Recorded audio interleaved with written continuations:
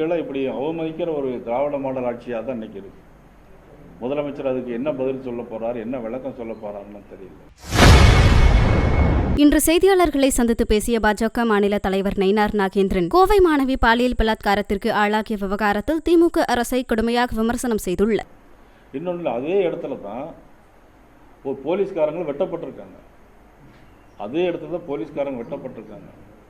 உடுமலைப்பேட்டையில் police நிலையத்தில் வெட்டப்பட்டிருக்காங்க. இன்னொரு காவல் நிலையத்தில் ஒரு பாதிக்கப்பட்ட அண்ணனுக்கு பதிலாக ஒரு தங்கை அவங்க போய் போலீஸ் கம்ப்ளைண்ட் கொடுக்க போயாச்சுன்னா இவங்க ஜாதி ரீதியாக அந்த பெண்ணை இன்சல்ட் பண்ணி வெளியே அனுப்புகிறாங்க.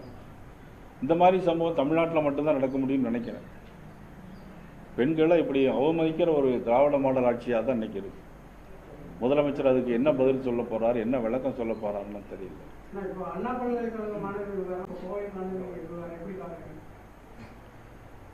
இது இந்த திராவிட மாடல் ஆட்சிக்கு ஒரு ஃபெயிலூர் மாடல். இது அது திமுகவினரே செஞ்சிருக்காங்க. ஆளுங்கட்சியை சேர்ந்தவரே சார், இன்னைக்கு சொல்லக்கூடிய சார் வேற, அன்னைக்கு சொல்லக்கூடிய சார் வேற. அந்த சார் யாருங்கிறதா கேள்வியா இருக்கு. ஆனா அது திமுகவினரே செஞ்சிருக்காங்க. பட் இங்கே பார்த்தீங்கன்னா இங்கே பொதுமக்களுக்கு என்ன, கோயம்புத்தூர் தான் இன்றைக்கி தமிழ்நாட்டிலே கொங்கு மண்டலத்தில் தான் இன்றைக்கி நாகரிகமான ஒரு ஊர், ஒரு பழமையான, எல்லாரையும் மதிக்கின்ற, எல்லோரும் ஒழுங்காக ஒரு நாகரிகமாக பேசுகின்ற ஊர் அப்படின்னா அது கோயம்புத்தூர் தான் சொல்லுவோம்.